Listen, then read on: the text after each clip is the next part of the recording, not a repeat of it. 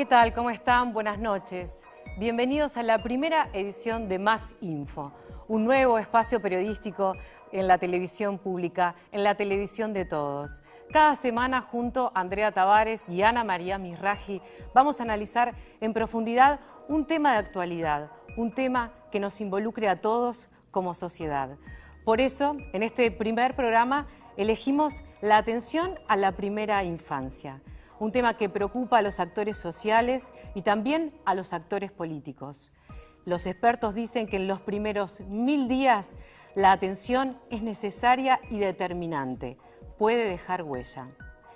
Vamos a contarles algunas cifras que preocupan. Por ejemplo, cada 1000 nacimientos, 245 se dan en hogares pobres. A nivel general, el 35% de los niños uruguayos tiene anemia y el 6% de las mujeres que llegan a parir al Hospital Peguer Rosell lo hacen cuando en ningún momento se controlaron.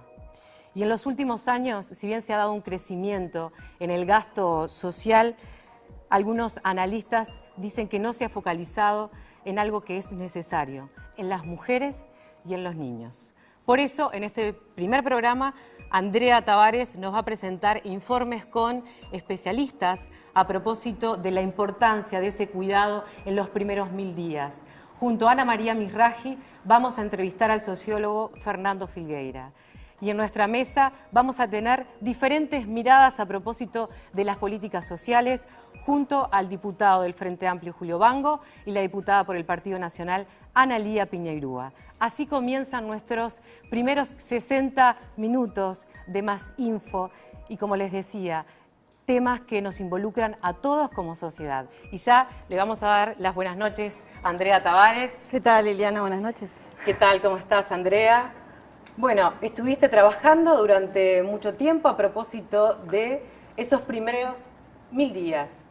Importantes desde la gestación, estuviste hablando con especialistas. Sí, pero antes de empezar a desarrollar un poco las cifras y ver un poco qué dicen los especialistas, hay una imagen que queremos compartir que realmente ha sido impactante. Es una imagen es una tomografía cerebral de niños de 3 años, donde ahí se muestra lo que es el desarrollo de un niño que ha tenido un ambiente adecuado en su desarrollo, y por otro lado un cerebro más pequeño donde se ve que el desarrollo no ha sido en las mejores condiciones.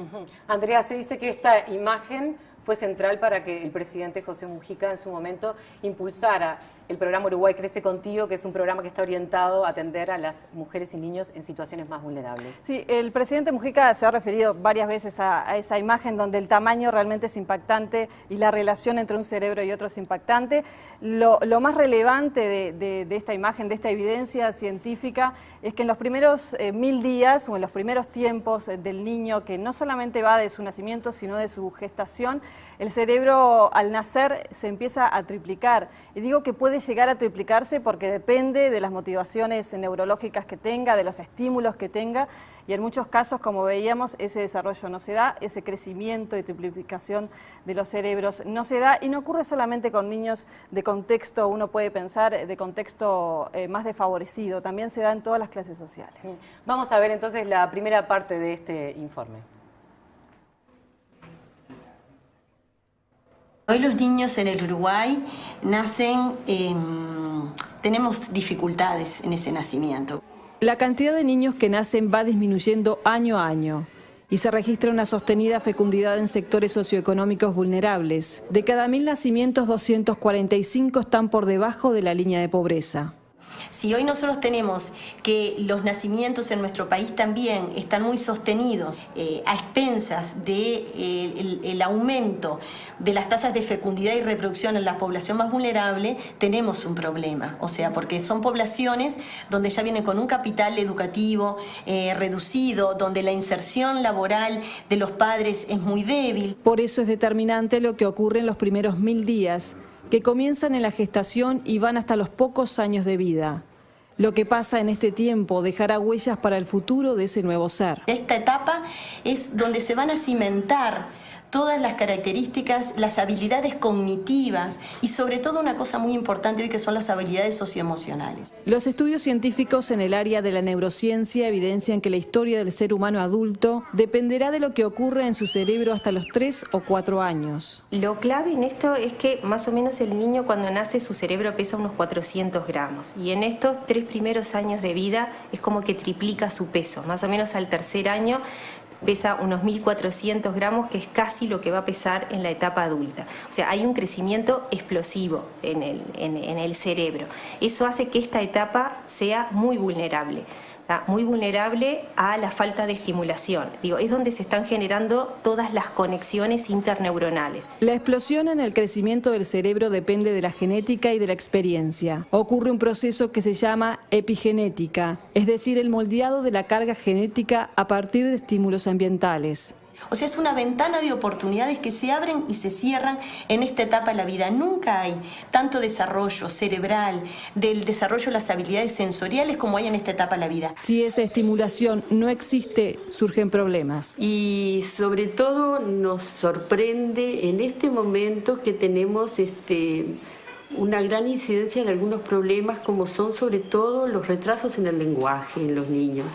En los trastornos conductuales, hay muchos trastornos conductuales también. Son las dos cosas que resaltan. El estímulo es esencial en el desarrollo. Es la falta de estimulación del ambiente que rodea al niño. Sobre todo el lenguaje, la base de su desarrollo es la interacción con el otro ser humano, con el que el niño convive, hablándole al niño, cantándole, mostrándole libritos, leyéndoselos, mostrándole figuritas, láminas y jugando con el niño, ¿no? Trabajando mucho lo que es la función simbólica. Y eso vemos que el niño puede estar bien cuidado en el sentido de que el niño está limpito, bien vestidito y alimentado, pero falta como esa interacción continua de la mamá o del referente de crianza con el niño, que es lo que va a estimular sobre todo, primero, lo que es la etapa prelingüística del desarrollo, la simbolización a través del juego, la imitación y luego posteriormente la aparición de la palabra. Para una buena respuesta al moldeado del cerebro es necesario que el niño esté bien alimentado. Los déficits alimenticios no solo caracterizan a los niños de hogares con problemas económicos, sino que alcanza a todos. No obstante, los niveles son mayores en los más pobres. Casi la mitad de los niños de 6 a 12 meses que atiende el programa Uruguay Crece Contigo tiene anemia. Si bien uno dice el estímulo es importante, pero sobre un cerebro bien nutrido, ¿no? Si el cerebro está mal nutrido porque le faltan como que estos alimentos básicos, de alguna forma la estimulación que vos hagas sobre un cerebro en desnutrición, no tiene el mismo efecto que sobre un cerebro bien alimentado, cuando tiene como ese sustrato, ¿no? Glucosa y todos estos nutrientes que vos decís, hay una mejor capacidad de respuesta del cerebro frente a esos estímulos.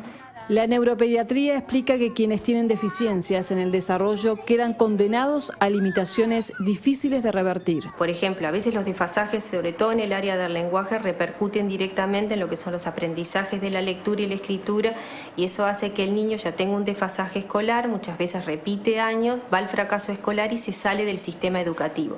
El niño que se sale del sistema educativo, las situaciones que juega con otras cosas que no son las adecuadas, se contacta con niños que de repente no es lo más adecuado y entra como en un sistema donde sí lo afecta, porque lo pone más propenso al consumo de sustancias, a la delincuencia, como que muchos de los problemas que estamos viviendo en la sociedad de hoy tienen su gestación en los primeros años del desarrollo, en alteraciones que se generan ahí. La evidencia no es solo desde la ciencia médica, sino también desde la economía. Jane Heckman, que es Premio Nobel de Economía en el año 2000, demuestra cómo por cada dólar invertido en políticas integrales, desde la primera etapa de la vida, o sea, desde la gestación, y en los primeros 2-3 años de vida, ese individuo, al llegar a la etapa adulta, va a tener un retorno de inversión a la sociedad en un individuo con más trayectoria educativa, por ende va a tener más posibilidades de insertarse en la cadena de empleo, más calidad del empleo.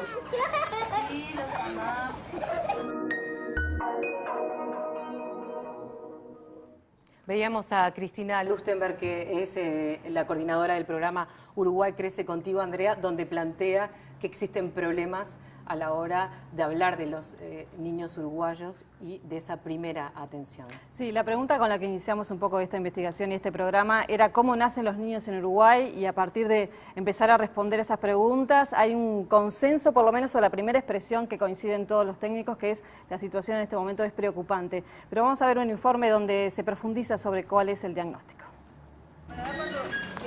Existe cada vez más conciencia y compromiso en que la inversión debe estar allí, en la primera infancia. Desde 2012 funciona el programa Uruguay Crece Contigo, que atiende a madres embarazadas y niños de pocos años para comenzar a revertir la realidad. Realidad que tiene un duro diagnóstico. Donde todavía tenemos dificultades muy graves en el saneamiento, donde 1 de cada 3 niños comparte una sola cama, donde viven todos los integrantes del hogar, donde tenemos problemas graves vinculados al acceso real a la energía eléctrica. Lustenberg se refiere a un estudio que se presentó recientemente tras analizar las carencias de las 3.800 personas atendidas por el programa Uruguay Crece Contigo. El 84% de los hogares no tiene saneamiento. 25% no tiene baño adentro de la vivienda y el 75% no tiene calefón o termofón, y el 20% vive en viviendas con peligro de derrumbe. En la cobertura de salud también existen problemas. Todavía existe una fracción de la población que tiene controles inadecuados o cuidados inadecuados durante el embarazo. Esos embarazos, algunos tienen problemas de infecciones de transmisión sexual, como son la sífilis y el VIH, que generalmente se asocian. Tenemos nuevas morbilidades, producto de los cambios epidemiológicos actuales relacionados con el consumo de sustancias psicoactivas, o generalmente es un policonsumo. Esos son problemas que impactan negativamente en la gestación. No obstante, algunas nuevas prácticas en salud permiten igualdad para todos los nacidos. El niño nace, se le hace un tamizaje, que es la pesquisa de una serie de enfermedades, que es una pesquisa muy completa que se hace en Uruguay: la sordera, la fibrosis quística, la hiperplasia suprarrenal congénita, o sea, todo un montón de enfermedades neurometabólicas y neurosensoriales que son gratuitas, universales y obligatorias, se les hacen a todos. El programa Uruguay Crece Contigo se extenderá este año a 10.000 hogares. Se estima que son cerca de 26.000 los que necesitan asistencia.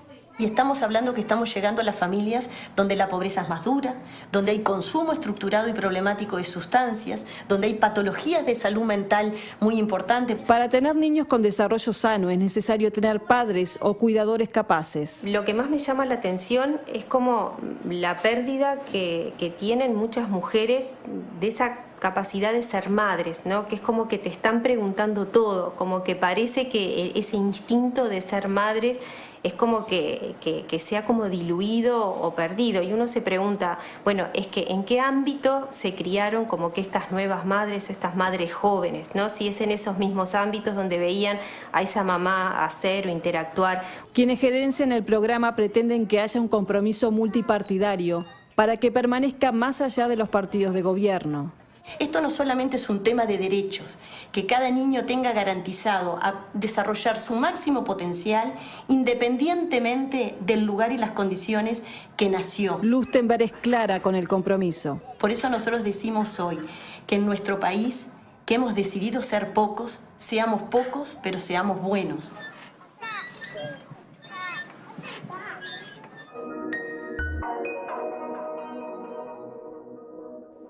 En este informe, Andrea, se habla del cuidado de los niños y la importancia de la maternidad, de ese binomio madre e hijo, y lo fundamental que es también que las madres estén capacitadas. Contame qué es lo que está acá, más allá del instinto de ser mamá. Más allá del instinto que de alguna forma tiene que aprenderse llegado el momento. Y acá lo que tenemos son juguetes didácticos, hay libros también de recetas de niños, de cuentos, cosas que pueden ser muy comunes en un hogar donde hay niños, pero sin embargo en algunos hogares o algunas familias no llegan a tener estas cosas. Entonces forman parte de un bolsito que es como este, y que tiene estas cosas y otras cosas que ayudan a esa primera atención de los niños, y que la noticia es que a fines de este mes la idea del programa Uruguay Crece Contigo, ampliado también a instancia del gobierno, es que todas las madres que nacen, todos los niños que nacen, ya sean en maternidades públicas o privadas, puedan tener un kit básico que va a tener alguna de estas cosas básicas como forma de universalizar y que todos los niños, más allá de donde nazcan, tengan las mismas condiciones, por lo menos desde el vamos. Es bueno aportar, Andrea, que esta idea es tomada de Finlandia, donde también se entrega un paquete, en este caso se llama el paquete de maternidad, que contiene también algunos implementos básicos como este, y es bueno también aportar que Finlandia es ejemplo, por ejemplo, en casos de baja tasa de mortalidad, o sea, han logrado buenos resultados, y esta es una de las cosas que Uruguay Crece Contigo ha tomado, es bueno aportarlo también. Sí, por eso el programa ha comenzado ya a caminar, ya hay algunas experiencias y por eso conversamos con una madre que tiene 2 hijos que han trabajado dentro del programa Uruguay Crece Contigo desde la gestación y es ella que nos cuenta qué experiencia ha tenido. Dayana Díaz tiene 30 años, vive en el barrio Vista Linda de Las Piedras en Canelones. Es madre de 4 hijos, hoy vive con los 2 más pequeños, Kevin de 1 año y medio y Eric de 3 meses. Dayana sabe qué es el apego y cuán importante es para sus hijos. En el apego así de que en el cariño, de que te acercás más a ellos, les prestás más atención, mismo con los juguetes que ellas te traen en los bolsitos, en las cosas que vienen en los bolsos y en los mismos libros que ellas te traen, de que viene mucha información, que de repente una, ¿no? Qué sé yo, en cosas que no sabía, ahí en los libros que ellas te traen, ¿no? De cómo te viene información, de que a veces una cree de que, ¿no? De que con el cuidado de que de repente una ha estado acostumbrada, alcanza, y como que hay muchas cosas nuevas hoy que cambian un montón. Dayana sonríe cuando tiene que contar cuál es la respuesta de sus hijos. Ah, contento. El Kevin, que tuvo más grandecito ahora con el segundo bolso de Uruguay Creces Contigo, fue ver el bolso, hasta el padre se puso a jugar. Dayana lleva adelante la crianza de sus hijos junto con su actual pareja Gabriel Roldán, que si bien no estaba el día de la visita, ella se encarga de destacar su figura. Fundamental. Fundamental, más que él, ellos son los 2 primeros hijos de él. Y con las visitas de ellas, de que de repente él parece como una persona media fría, pero con las visitas de ellas, súper contento.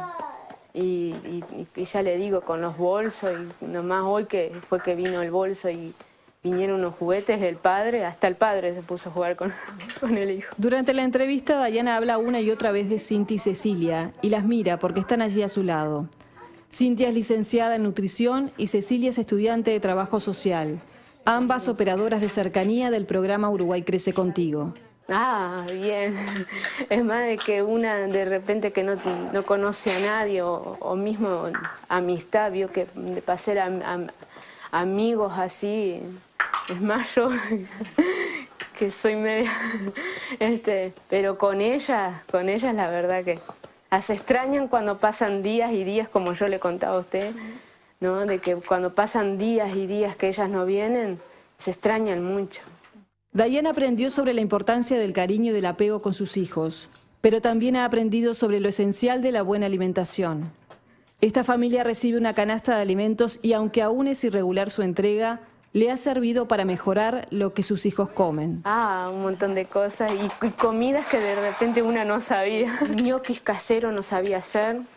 Hay uno en los libros que viene, que fue en el primer bolsito de Canelones Crece Contigo, que ahí vinieron varias recetas y nos pusimos a prueba y funcionó. Kevin y Eric concurren al CAIF de la zona. Esto le permitirá a Dayana el próximo año comenzar a trabajar.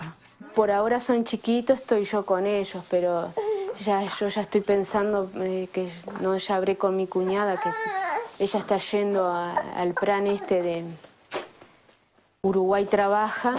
Este año está yendo ella y yo ya arreglé con mi cuñada que para el año que viene, ya que los 2 concurren al CAIF y Kevin va a estar las 4 horas,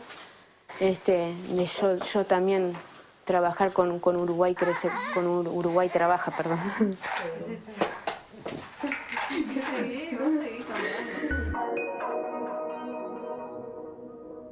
Esta es la historia de Dayana, pero hay muchas, Dayana, Andrea.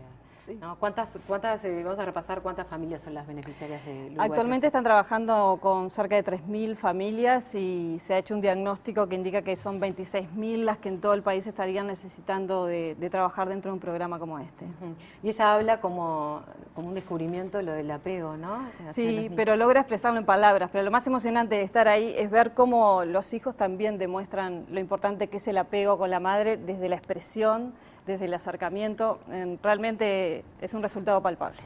Bien, gracias Andrea por tu trabajo. Gracias. Y nosotros vamos a continuar hablando del tema y ya recibimos al sociólogo Fernando Filgueira y a nuestra compañera Ana María Misragia, los dos, buenas noches. Buenas noches, un gusto Ileana y muy buenos los informes, muy ilustrativos. Fernando es sociólogo, es docente, investigador, consultor de CEPAL.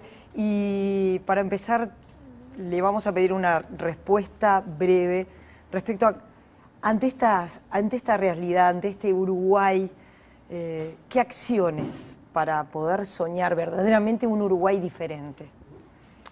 Uruguay presenta en los últimos años logros importantes en materia de empleo, crecimiento económico, disminución de la pobreza infantil. Sin embargo, para hacer frente a la etapa que viene, que es una etapa además que implica cambios demográficos importantes para el país, y dada la herencia de una realidad de infantilización de la pobreza muy marcada con la que convivimos durante muchos años, se precisa redoblar el esfuerzo. La nota que ustedes desarrollaron marca algunas de las cosas claves. Transferencias monetarias para apoyo a las familias, en particular a las familias de menores recursos, generación de sistemas de cuidados para infancia que permitan el estímulo, pero además permitan la incorporación de la mujer al mercado laboral, sistemas de licencias ampliados, no solo vinculados a la seguridad social contributiva, que complica y complejiza el acceso de otras personas a esos derechos, y en el fondo un paquete, si se quiere, un paquete de bienestar, ¿sí?, que tiene que apostar a redefinir dos contratos en el país: el contrato de género, madres y padres, y el contrato intergeneracional. Bien. Fernando, te agradecemos muchísimo esta primera reflexión. Te proponemos hacer una pausa y enseguida seguimos con más info aquí en Televisión Nacional.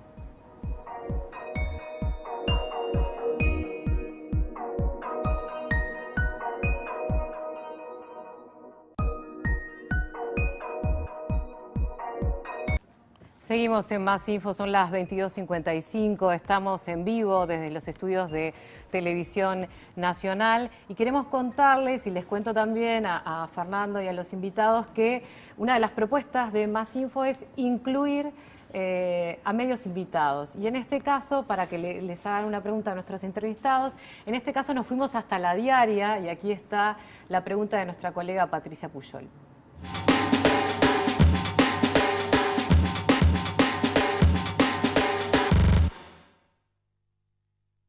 ¿Cuánto destina Uruguay en presupuesto a políticas de primera infancia y qué significa eso para las políticas del país?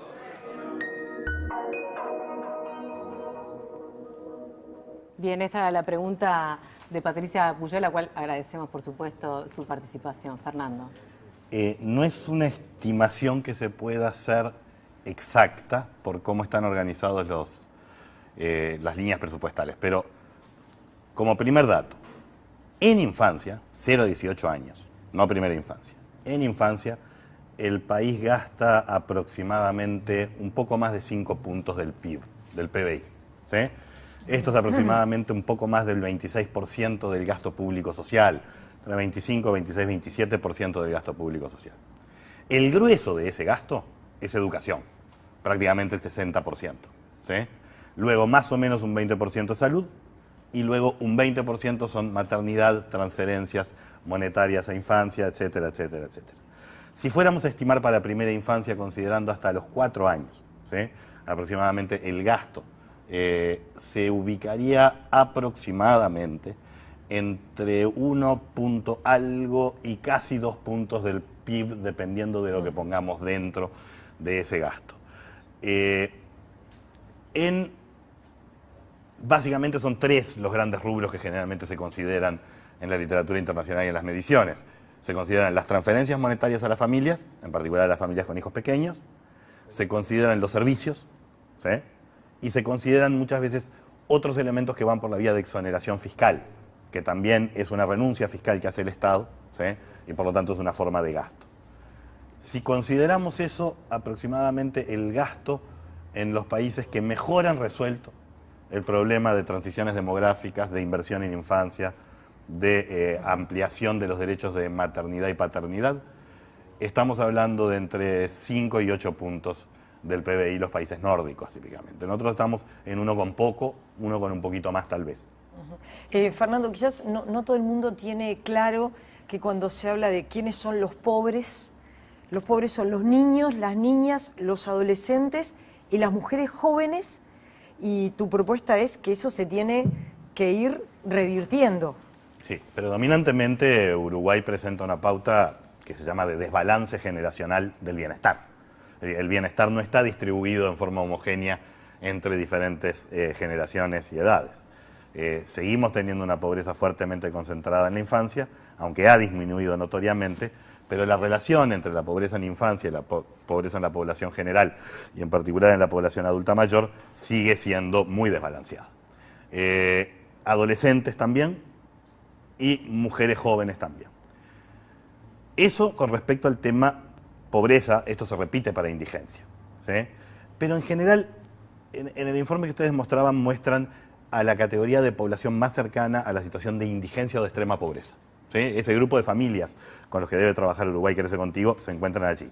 Pero encontramos un amplio grupo que está en pobreza y en vulnerabilidad a la pobreza, en donde la sobrerepresentación de infancia en mujeres es un problema. Si uno se fija, los estados de bienestar que construyeron las políticas modernas que yo mencionaba frente a esto, que son básicamente países nórdicos y algunos países de tradición liberal, pero con fuertes componentes sociales, como puede ser Nueva Zelanda o como puede ser Canadá, son países que a partir de los años 70 tienen claro con quién tiene que ser la alianza que hace el Estado. Tiene que ser con mujeres, con infancia. Y tiene que redefinir el contrato de género incorporando a los hombres mucho más marcadamente, justamente en los cuidados, en el apego, en el estímulo, etc. ¿Y cuál es tu opinión con respecto a por qué se invierte menos en infancia? Se puede hablar de distintos factores, pero por ejemplo, una realidad puede ser la electoral, porque los niños, por ejemplo, no votan, como se dice, no tienen manera de asociarse y de pedir sus reclamos, como por ejemplo pueden tener los jubilados. Es importante destacar que Uruguay en los últimos 2 gobiernos, por lo menos, incrementa en forma importante el gasto en infancia, ¿sí? Lo incrementa en asignaciones familiares, lo incrementa en la expansión de los centros CAIF, lo incrementa en la dotación presupuestal que da para la creación de escuelas de tiempo extendido y más para infancia en la educación primaria, pero aún así efectivamente todavía existe un desbalance también en los esfuerzos fiscales que realiza el Estado. Hay un tema obviamente electoral, de economía política, hay un tema también de que Uruguay es un país envejecido. Es un país envejecido que hereda, esa población adulta mayor, es heredera de un Estado social robusto, que lo fue en el pasado. Ese Estado social robusto garantizó derechos, ¿sí? Uruguay es el país que tiene mayor proporción de población adulta mayor cubierta por el sistema de jubilaciones y pensiones, y que tiene además, en términos de valor real, una jubilación y pensión que es bastante superior a la de muchos otros países de América Latina, pero tiene además la mayor proporción de población adulta mayor de toda la región. Entonces, eso implica un costo. Es decir, el costo que nosotros tenemos que invertir en mantener el bienestar básico de la población adulta mayor es importante. Si todo lo que gastamos allí es absolutamente necesario y si eso es correcto o no, es una discusión más larga y posiblemente allí pese lo electoral efectivamente. Pero no es simple la situación en la que se encuentra el país. Uruguay, en verdad, ingresa como pionero de la humanidad en una aventura muy compleja. Ningún país del mundo está llegando a viejo tan relativamente pobre y tan relativamente desigual, ¿sí? Este es un gran desafío. Los últimos 10 años nos han permitido avanzar y plantearnos la posibilidad de superar esto, pero se van a requerir esfuerzos redoblados, la meta muy clara y esfuerzos políticos para superar resistencias, para reordenar nuestro gasto, para reasignar nuestro gasto, que también son importantes, que se vienen produciendo, pero que requieren de un impulso mayor. En el Uruguay se puede decir que un hombre que trabaja, que es sin hijos o que tiene pocos hijos, le va mejor que a una mujer que no trabaja y que tiene hijos y que a la vez por tener hijos eso le complica el ingreso al mercado de trabajo. Y es claro lo que recién expresaba Dayana, el año que viene voy a ver si pongo a los niños en el CAIF, bueno, bla, bla, bla. ¿Cómo se hace con esa situación? ¿Qué acciones desde el Estado? Si nos fijamos, para reforzar lo que tú planteabas, las tasas de participación económica de las mujeres del primer quintil, segundo quintil y tercer quintil de ingresos, digamos, la clase media apretada y los sectores populares, presentan tasas de participación económica de la mujer muchísimo más bajas que el quintil 4 y 5. ¿Sí? Y la razón es bastante evidente. Cuando uno mira en una gráfica, en el ciclo de vida de las personas, las horas promedio de trabajo no remunerado de las mujeres de esos quintiles más pobres son arriba de las 8 horas. Con lo cual, la posibilidad de luego tener una inserción en el mercado laboral, y mucho más en un mercado laboral formal, son absolutamente limitadas. Hay que redistribuir las cargas de cuidado. Las cargas del cuidado infantil hay que redistribuirlas entre hombres y mujeres, entre Estado, mercado y familia. ¿Sí? Es decir, primero tenemos que conseguir más hombres que participen activamente en etapas de crianza claves. Segundo, el Estado tiene que colectivizar una parte de esas cargas de cuidado. ¿Sí? Esto quiere decir la expansión de centros de modalidad CAIF u otras modalidades, o el propio sistema escolar avanzando hacia los 3 años. Esto implica las licencias, en donde hay una carga fiscal colectiva que se asume para garantizar tiempo de la madre y del padre con el niño. ¿Sí? Estos son los elementos que se vuelven necesarios si queremos justamente aprovechar una situación que no se va a repetir, que es el ingreso que se viene produciendo de la mujer al mercado laboral en un contexto de mucho crecimiento económico hasta hace poco, de menos crecimiento económico ahora, pero en donde si logramos que la incorporación de la mujer al mercado laboral de los sectores de menores ingresos sea 5, 10 puntos más alta que lo que es hoy, con eso también estamos contribuyendo notoriamente al tema del bienestar del niño. ¿Por qué? Porque estamos contribuyendo al bienestar de las familias con hijos. ¿Sí? Entonces, dar sistemas de cuidado es generar mejoras de los ingresos de las familias. Una de las razones por las cuales es tan baja la pobreza infantil en los países que han tenido éxito no es solo el sistema de políticas sociales y de transferencias monetarias, es también que las mujeres están plenamente incorporadas al mercado laboral. Fernando, para ir cerrando y haciendo una reflexión, el Sistema Nacional de Cuidados por ahora está en suspenso. Para marcar algunas cosas, la ampliación de la licencia maternal y paternal también están demoradas. Y allí hay un poco una contradicción. Por un lado se estimula la lactancia, pero por otro lado es muy difícil para una mujer que trabaja en el sector privado adecuarse a lo que hoy se ofrece desde el punto de vista de la ley. Te hago esta pregunta porque integrás la nueva agenda progresista y hubo un evento donde se hizo un lanzamiento donde estuvo presente el expresidente Tabaré Vázquez y todo hace indicar, o por lo menos así se habla en la interna del Frente Amplio, que va a ser candidato. Asociando todo esto, esto va a estar en esa agenda de un futuro gobierno en caso de que se presente el doctor Tabaré Vázquez. Sí, yo creo que definitivamente va a estar. De hecho, ha estado en la agenda de este gobierno, aunque es cierto que las realizaciones que se han podido llevar a cabo y las erogaciones fiscales concretas que se necesitaban para ello se han visto una parte importante postergadas. Yo creo que es absolutamente claro, creo que para todos los partidos políticos hoy, que Uruguay se juega una parada muy brava en esto de invertir adecuadamente en infancia, invertir adecuadamente en mujer, etc. El Sistema Nacional de Cuidados, tal como fue planteado, habla de 3 poblaciones: discapacidad, adulto mayor e infancia. ¿Sí? Yo acá estoy discutiendo sobre todo una parte de lo que sería ese sistema, en donde me parece que debe haber una prioridad fundamental para el próximo gobierno, que es infancia y mujer en particular, ¿sí? Hay tres variables, tres factores fundamentales que tenemos que mirar para ver si estamos yendo en la dirección correcta o no. La primera es la tasa de participación de la mujer. Tenemos que aumentar la tasa de participación laboral de la mujer, para eso tenemos que generar sistema de cuidados y tenemos que desestratificarla, que no sea tan diferente por sectores sociales. Eso es lo primero. Lo segundo que tenemos que hacer es intentar sostener nuestros niveles de fecundidad en el entorno en que se encuentran hoy, que es en el entorno de reemplazo, un poquito más abajo, pero no queremos que se nos caiga demasiado las cohortes, ¿sí? Porque eso nos coloca presiones demográficas y fiscales, y queremos también desestratificar la fecundidad.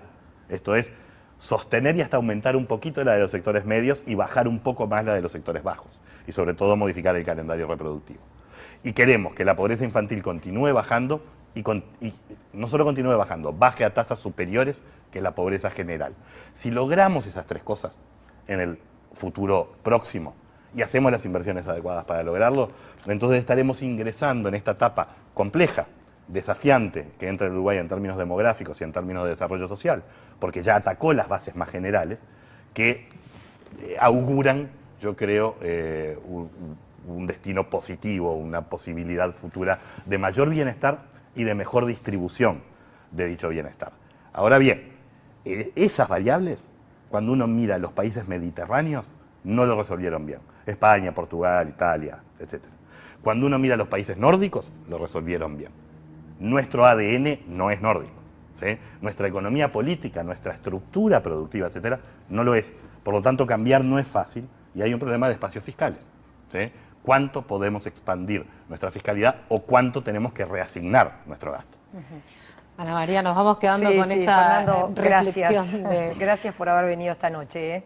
Muchas gracias. Un gusto recibirte. Un gusto. Bueno, nosotros vamos a hacer una nueva pausa y ya están aquí en estudio, ya están prontos para aportar otra mirada a propósito de este tema los diputados, el diputado Julio Bango del Frente Amplio y la diputada del Partido Nacional, Analía Piñeirúa. Ya volvemos.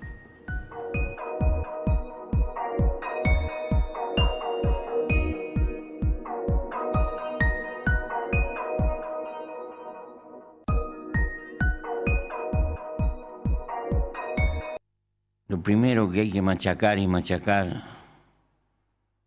es lo que ha desentrañado la ciencia contemporánea. Lo que se pierde en esos 2, 3 primeros años.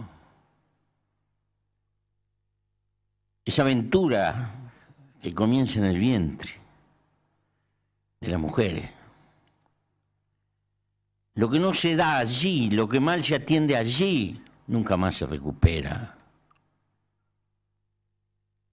Nos sentimos engreídos con nuestros presupuestos. Siempre luchamos, gastamos el 4,5, tenemos que gastar el 6, tenemos que gastar el 7. Si no atendemos los gurises de la panza en esos 3 primeros años, podremos gastar todo lo que quieramos arriba y no sirve. Pero algunos van a pensar, ahí están estos locos con la manía de siempre, de preocuparse de los pobres, y no se preocupan del resto de la sociedad. Es que nos preocupamos por toda la sociedad. Una sociedad desintegrada no le sirve ni a la clase media ni a los sectores que están acomodados. Este es el camino, no solo desde el punto de vista humanístico, el que corresponde desde el punto de vista de los principios, y atender los gurises pobres desde la panza de las mujeres pobres. Y esto hay que entenderlo. Porque el capital neuronal que se puede perder allí no se recupera más. Y si no se recupera, eso será costo que tendrá que pagar por un camino u otro el resto de la sociedad.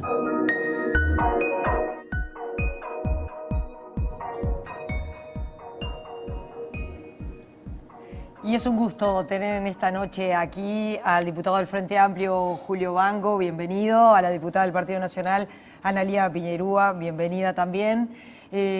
Bango, lo que plantea el presidente de la República, lo que plantea el sociólogo Fernando Filgueira, la necesidad de modificar, ir modificando esta matriz social del Uruguay. Plenamente compartible. Bueno, pero antes que nada, enhorabuena, felicitaciones por el programa. Gracias. Estamos debutando todos hoy. Sí. Así que bueno, felicidades a todos los que hacen el programa. Que parece que pinta bueno, salvo algún invitado. Pero a ver, entremos en tema.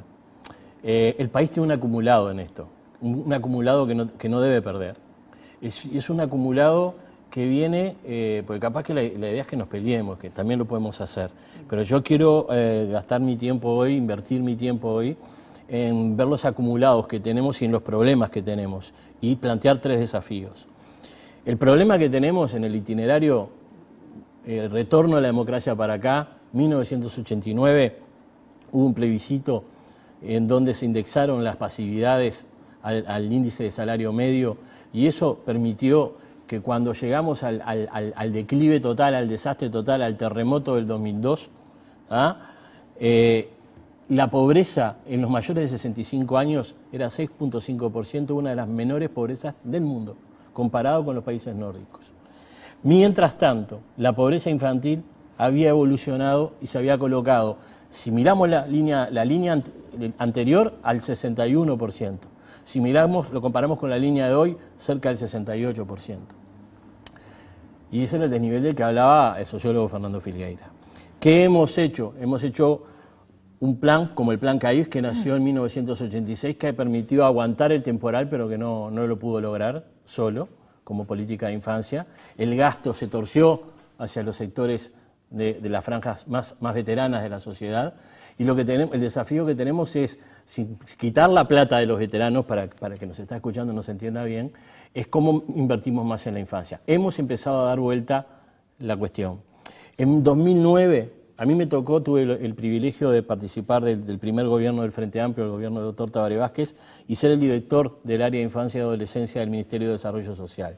Y ahí, en el 2009 llegamos, en términos del gasto público, del porcentaje del gasto de infancia en el gasto público social, al 29%. Eso llegamos, si comparado con la población de 0 a 17 años, que es el 28,5%, es la primera vez en la historia que logramos equilibrar el gasto al peso relativo de la población de 0 a 17 años en la sociedad.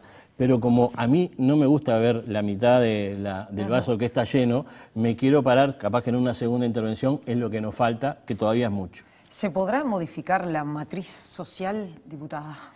Sí, yo creo que sí. Uno escucha estas cosas, evidentemente lo que decía el presidente, hace muchos años que sabemos la importancia del cuidado de los niños a partir de la gestación, la importancia de la atención del niño desde los primeros años, hace muchos años que lo sabemos.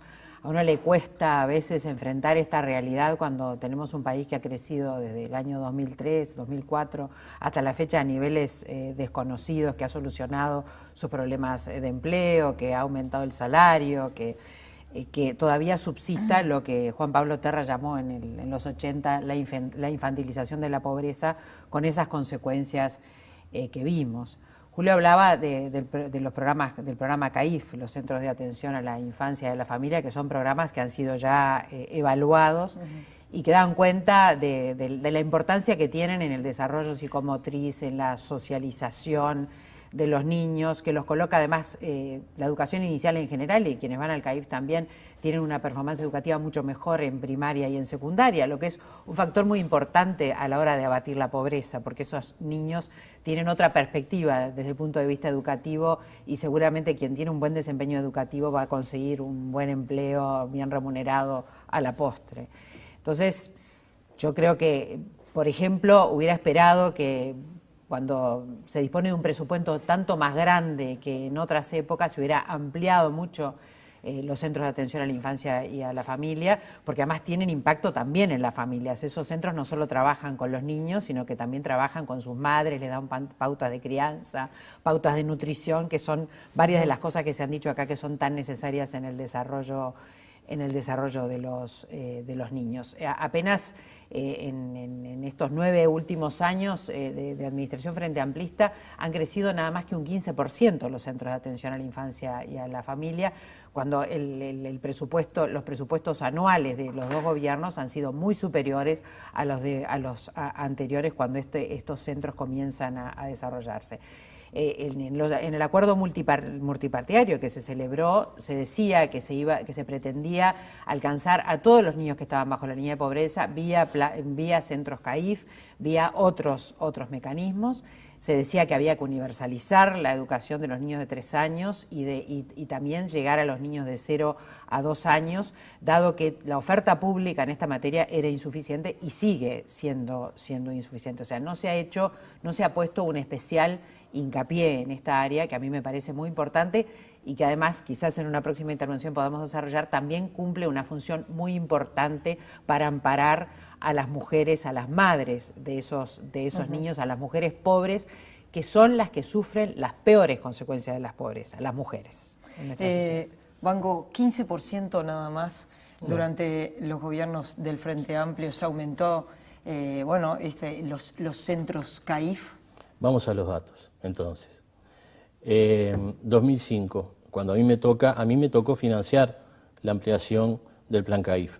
En 2005 teníamos 30.000 niños en el plan CAIF, pero 18.000 de ellos estaban en una modalidad, mejor dicho, 12.000 de ellos estaban en una modalidad que se llamaba modalidad semanal.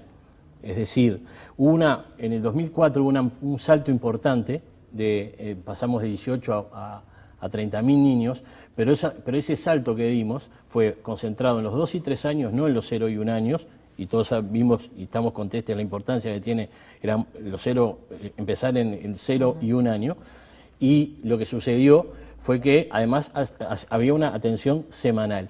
Nosotros lo que hicimos fue transformar de esos 12.000, 7.000 en atención diaria, e invertimos de tal manera que al llegar al día de hoy, nosotros tenemos el 25% de la población total del Uruguay, de los niños, de los 180.000 niños que corresponden a los 0 a 3 años, el 25%, o sea, 45.000 niños, dentro del plan CAIF. Y eso está haciendo una cobertura aproximada del 90-92% de los niños que están bajo la situación de pobreza. Y la meta y el presupuesto de 100 millones de pesos votados en este presupuesto quinquenal es para hacer 100 CAIF más entre el 2010 y el 2015. Considero que vamos medio lentos en la gestión, tendríamos que ir más rápido en la construcción, pero estimo que vamos a poder llegar. En conclusión, si además agregamos el sistema de guarderías, nosotros estamos cerca de la meta, y no lo digo este gobierno, lo digo la sociedad. Estamos muy cerca de la meta y hemos invertido mucho. Podemos tener una discusión que sería a los margen de este programa en cómo debemos invertir y cómo debe hacerse la distribución.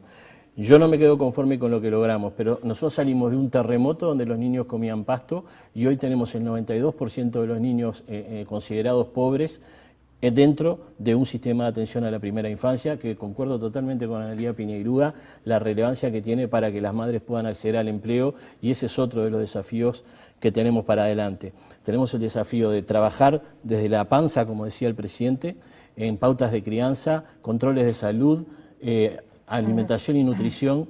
Tenemos el desafío, no sé si voy a tener otro minutito, lo dejo así habla ella, lo dejo para después los dos desafíos que tenemos. No, digo decir que usted ha criticado las políticas sociales, ha señalado que han sido fundamentalmente asistencialistas. Sin embargo, cuando uno ve los países más desarrollados, que han sido un ejemplo como los escandinavos, en realidad ellos lo que tienen son fuertes transferencias de recursos desde el Estado hacia estas poblaciones, hacia los niños, las niñas, los adolescentes, incluso las madres jóvenes, como formas de apoyarlas para que salgan al mercado de trabajo. Es que yo nunca he cuestionado las transferencias monetarias, y yo creo que cuando hay personas en situaciones de pobreza o de indigencia, siempre van a tener que existir transferencias monetarias. El tema es que yo, y eso también ha sido reconocido internacionalmente, soy partidaria de las transferencias condicionadas. A mí me parece que quien recibe las transferencias, la transferencia monetaria tiene que ser algo transitorio, y en paralelo, mientras reciben esa transferencia, esas personas tienen que estar recibiendo a su vez formación, capacitación para el empleo, algo que en algún momento les permita salir de esa situación vía el trabajo, que es lo deseable. La política social por excelencia es el empleo y lo deseable es que todo el mundo pueda vivir de su trabajo. Entonces, la transitoriedad de las transferencias monetarias es algo que está íncito en las políticas sociales de los países maduros que han logrado superar estas situaciones. Entonces, a mí me parece que lo que le está faltando al Uruguay es eso. Si uno mira las evaluaciones que se hicieron de las madres de los niños que van a los centros CAIF en contraposición a un grupo de control de madres de niños que no van a esos centros CAIF, uno encuentra más grave es la situación de las madres de los niños que no van al centro CAIF, pero más o menos hay una constante. Son madres jóvenes con escasísima formación por debajo del nivel general, que se integran mínimamente al mercado de trabajo justamente como consecuencia de su escasa formación, y que entonces cuando logran insertarse en el mercado de trabajo lo hacen en trabajos mal remunerados, poco calificados, en general son servicios domésticos y algunos empleos del comercio y de los servicios. Y ahí vemos una de las carencias, es decir, políticas activas dirigidas, como un ejemplo, ¿no? Políticas activas dirigidas a ese colectivo, que le permita a las mujeres superar esa situación. Están faltando aquí políticas de capacitación y de formación para las mujeres pobres, que es una forma también, como lo decía Filgueiras, de combatir la pobreza infantil, porque el trabajo de las madres incrementa el ingreso de la familia y es un factor decisivo a la hora de combatir la pobreza infantil, que es lo que nos está preocupando. Entonces, esas políticas activas deberían hacerse extensivas a estos colectivos de mujeres, pero a todos aquellos que perciban transferencias monetarias, para que aprovechen ese tiempo en que reciben las transferencias del Estado para lograr tener instrumentos para superar por sí mismos la situación de la pobreza y la indigencia, que es en definitiva lo que todo ser humano desea. Bango, en esto que usted iba a decir, este desafío que se plantea. Mira, en el 2008 a mí me tocó coordinar y de alguna manera llevar adelante un trabajo bien importante de coordinación de toda la estructura que tenía que ver en trabajo de infancia, en agua, NEP, primaria, salud pública, de modo que cada uno hacía su trabajo, pero no había vínculos, no había interfaces que mejoraran la aplicación de los recursos, la eficiencia de los recursos. Y llamamos a todos los partidos políticos y todos los partidos políticos firmamos un acuerdo que se llamó Estrategia Nacional para la Infancia y la Adolescencia al 2030. Tenemos un primer plan quinquenal que estamos cumpliendo. Las metas del presupuesto para la infancia de este año fueron las metas que acordamos en 2008 con el Partido Nacional, el Colorado y el Independiente. Y esas son las metas que después fueron ratificadas en un grupo de educación.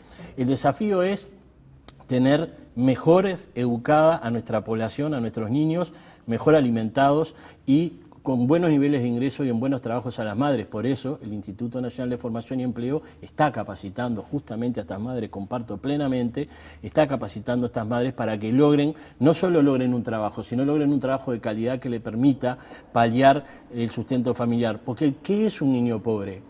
¿Qué es decir que la pobreza infantil es tanto? Es decir, que hay niños que pertenecen a hogares cuyos padres o cuya madre no tienen los ingresos suficientes. Y el último desafío, cortita, el tránsito de la educación inicial a la escuela. En la educación privada pasás del maternalito a la guardería, de la guardería a la escuela. Acá se nos quedan y no pasan de los CAIF, no saltan a la educación primaria. Y ahí tenemos que mejorar la interfase para que no se rompa la cadena educativa de esos niños, que son los que van a pagarle la jubilación a vos, a mí y a Analía dentro de 20 años, y para eso van a tener que estar bien capacitados, bien educados, con empleos de calidad para bancar la seguridad social de nosotros tres. ¿Se va hacia eso? Bueno, es un tema de voluntad política y de asignación de recursos. Yo creo que no se ha enfatizado lo suficiente, vuelvo a decir, con un presupuesto mucho más importante que lo que han tenido gobiernos anteriores, que fueron los que tuvieron la iniciativa de los centros CAIF, de dar un impulso a la educación inicial. No se ha enfatizado lo suficiente en estos instrumentos que para mí hacen al futuro, a la calidad de vida futura de nuestros niños y de estas mujeres que en una realidad que no conoce precedentes en el Uruguay, no han logrado superar esa situación. Es que algo ha estado fallando. Gracias a ambos por haber venido esta noche, en esta primera noche. Un gusto y que pasen buen éxito para los que vienen. Mucha suerte.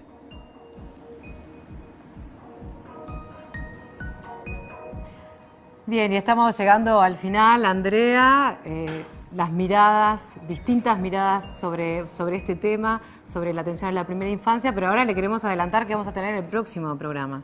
Sí, el próximo programa que tiene que ver con, bueno, la noticia que ha sido la principal en estas horas, la aprobación por parte de la Cámara de Diputados de la legalización del uso de la marihuana. Queremos profundizar en el uso de esta sustancia, de lo que significa y lo que puede significar además la legalización del mercado, pero vamos a ver un adelanto.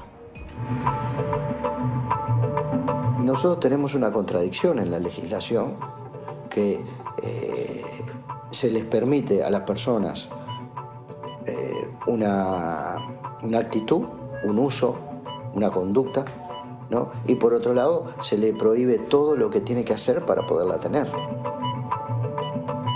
No está demostrado científicamente que realmente el uso de marihuana disminuya el consumo de otras sustancias. Y tampoco está demostrado científicamente que sea una herramienta efectiva de reducción de riesgos y daños. Nosotros fumamos flores que cortamos de una plantita.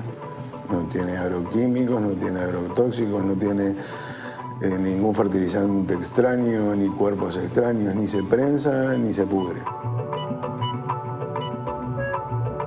Encontré que ningún marihuano o fumeta, vamos a hablar en términos populares, mató de 10 puñaladas a una mujer como lo hace un borracho.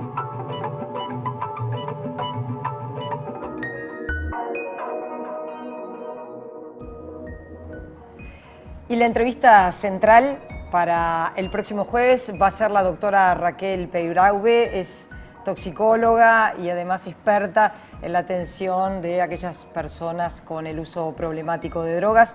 Va a ser entonces aquí en vivo en los estudios. Sí, le queremos agradecer la participación que han tenido a través de las redes sociales, mucha gente a través de mensajes y también de consultas. Los invitamos que durante toda esta semana participen también con este nuevo tema que le estamos planteando para el próximo jueves. Bueno, y estamos cerrando esta primera edición de Más Info y esta vez queremos agradecer a todo el equipo que ha estado detrás de cámaras, también a los invitados, a todos los mensajes de colegas que hemos recibido en esta jornada. Esta es una nueva apuesta de la televisión pública, de la televisión de todos. Es un espacio periodístico donde queremos desarrollar con mayor profundidad, como les decía al comienzo, temas actuales que nos involucran a todos como sociedad, y eso quisimos hacer hoy, aportar distintas miradas, en este caso sobre la atención a la primera infancia. No es una casualidad que hayamos comenzado con este tema que es, bueno, la niñez, la primera infancia. Nos vamos, nos estamos yendo, ¿eh? Gracias. Bueno, gracias y gracias a todos por estar.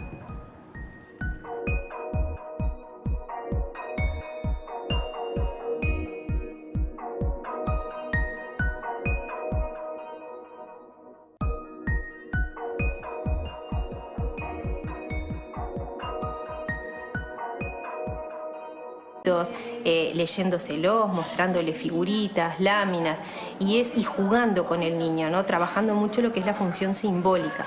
Y eso vemos que el niño puede estar bien cuidado en el sentido de que el niño está limpito, bien vestidito y alimentado, pero falta como esa interacción continua de la mamá o del referente de crianza con el niño, que es lo que va a estimular sobre todo, primero, lo que es la etapa prelingüística del desarrollo, la simbolización a través del juego, la imitación y luego posteriormente la aparición de la palabra. Para una buena respuesta al moldeado del cerebro es necesario que el niño esté bien alimentado. Los déficits alimenticios no solo caracterizan a los niños de hogares con problemas económicos, sino que alcanza a todos. No obstante, los niveles son mayores en los más pobres. Casi la mitad de los niños de 6 a 12 meses que atiende el programa Uruguay Crece Contigo tiene anemia. Si bien uno dice el estímulo es importante, pero sobre un cerebro bien nutrido, ¿no? Si el cerebro está mal nutrido porque le faltan como que estos alimentos básicos, de alguna forma la estimulación que vos hagas sobre un cerebro en desnutrición, no tiene el mismo efecto que sobre un cerebro bien alimentado, cuando tiene como ese sustrato ¿no? Glucosa y todos estos nutrientes que vos decís, hay una mejor capacidad de respuesta del cerebro frente a esos estímulos. La neuropediatría explica que quienes tienen deficiencias en el desarrollo quedan condenados a limitaciones difíciles de revertir. Por ejemplo, a veces los desfasajes, sobre todo en el área del lenguaje, repercuten directamente en lo que son los aprendizajes de la lectura y la escritura, y eso hace que el niño ya tenga un desfasaje escolar, muchas veces repite años, va al fracaso escolar y se sale del sistema educativo. El niño que se sale del sistema educativo, las situaciones que juega con otras cosas que no son las adecuadas, se contacta con niños que de repente no es lo más adecuado y entra como en un sistema donde sí lo afecta, porque lo pone más propenso al consumo de sustancias, a la delincuencia, como que muchos de los problemas que estamos viviendo en la sociedad de hoy tienen su gestación en los primeros años del desarrollo, en alteraciones que se generan ahí. La evidencia no es solo desde la ciencia médica, sino también desde la economía. Jane Heckman, que es Premio Nobel de Economía en el año 2000, demuestra cómo por cada dólar invertido en políticas integrales, desde la primera etapa de la vida, o sea, desde la gestación, y en los primeros 2-3 años de vida, ese individuo, al llegar a la etapa adulta, va a tener un retorno de inversión a la sociedad en un individuo con más trayectoria educativa, por ende va a tener más posibilidades de insertarse en la cadena de empleo, más calidad del empleo.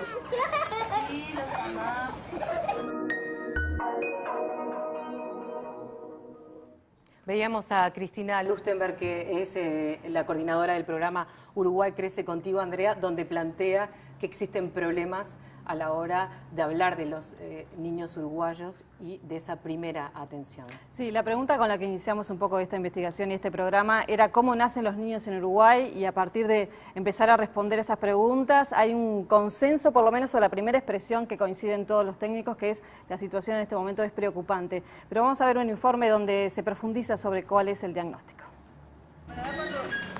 Existe cada vez más conciencia y compromiso en que la inversión debe estar allí, en la primera infancia. Desde 2012 funciona el programa Uruguay Crece Contigo, que atiende a madres embarazadas y niños de pocos años para comenzar a revertir la realidad. Realidad que tiene un duro diagnóstico. Donde todavía tenemos dificultades muy graves en el saneamiento, donde 1 de cada 3 niños comparte una sola cama, donde viven todos los integrantes del hogar, donde tenemos problemas graves vinculados al acceso real a la energía eléctrica. Lustenberg se refiere a un estudio que se presentó recientemente tras analizar las carencias de las 3.800 personas atendidas por el programa Uruguay Crece Contigo. El 84% de los hogares no tiene saneamiento. 25% no tiene baño adentro de la vivienda y el 75% no tiene calefón o termofón y el 20% vive en viviendas con peligro de derrumbe. En la cobertura de salud también existen problemas. Todavía existe una fracción de la población que tiene controles inadecuados o cuidados inadecuados durante el embarazo. Esos embarazos, algunos...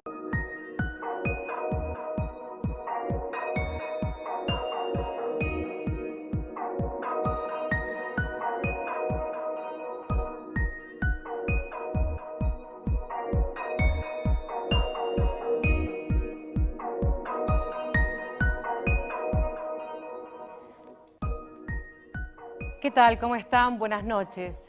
Bienvenidos a la primera edición de Más Info, un nuevo espacio periodístico en la televisión pública, en la televisión de todos. Cada semana, junto a Andrea Tavares y Ana María Misraji, vamos a analizar en profundidad un tema de actualidad, un tema que nos involucre a todos como sociedad. Por eso, en este primer programa, elegimos la atención a la primera infancia. Un tema que preocupa a los actores sociales y también a los actores políticos. Los expertos dicen que en los primeros 1000 días la atención es necesaria y determinante. Puede dejar huella. Vamos a contarles algunas cifras que preocupan. Por ejemplo, cada 1000 nacimientos, 245 se dan en hogares pobres. A nivel general, el 35% de los niños uruguayos tiene anemia y el 6% de las mujeres que llegan a parir al Hospital Peguer Rosell lo hacen cuando en ningún momento se controlaron. Y en los últimos años, si bien se ha dado un crecimiento en el gasto social, algunos analistas dicen que no se ha focalizado en algo que es necesario, en las mujeres y en los niños. Por eso, en este primer programa, Andrea Tavares nos va a presentar informes con especialistas a propósito de la importancia de ese cuidado en los primeros 1000 días. Junto a Ana María Misraji vamos a entrevistar al sociólogo Fernando Filgueira. Y en nuestra mesa vamos a tener diferentes miradas a propósito de las políticas sociales junto al diputado del Frente Amplio Julio Bango y la diputada por el Partido Nacional Ana Lía Piñeirúa. Así comienzan nuestros primeros 60 minutos de Más Info y, como les decía, temas que nos involucran a todos como sociedad. Y ya le vamos a dar las buenas noches a Andrea Tavares. ¿Qué tal, Liliana? Buenas noches. ¿Qué tal? ¿Cómo estás, Andrea? Bueno, estuviste trabajando durante mucho tiempo a propósito de esos primeros 1000 días, importantes desde la gestación. Estuviste hablando con especialistas. Sí, pero antes de empezar a desarrollar un poco las cifras y ver un poco qué dicen los especialistas, hay una imagen que queremos compartir que realmente ha sido impactante. Es una imagen es una tomografía cerebral de niños de 3 años, donde ahí se muestra lo que es el desarrollo de un niño que ha tenido un ambiente adecuado en su desarrollo, y por otro lado un cerebro más pequeño donde se ve que el desarrollo no ha sido en las mejores condiciones. Andrea, se dice que esta imagen fue central para que el presidente José Mujica en su momento impulsara el programa Uruguay Crece Contigo, que es un programa que está orientado a atender a las mujeres y niños en situaciones más vulnerables. Sí, el presidente Mujica se ha referido varias veces a esa imagen donde el tamaño realmente es impactante y la relación entre un cerebro y otro es impactante.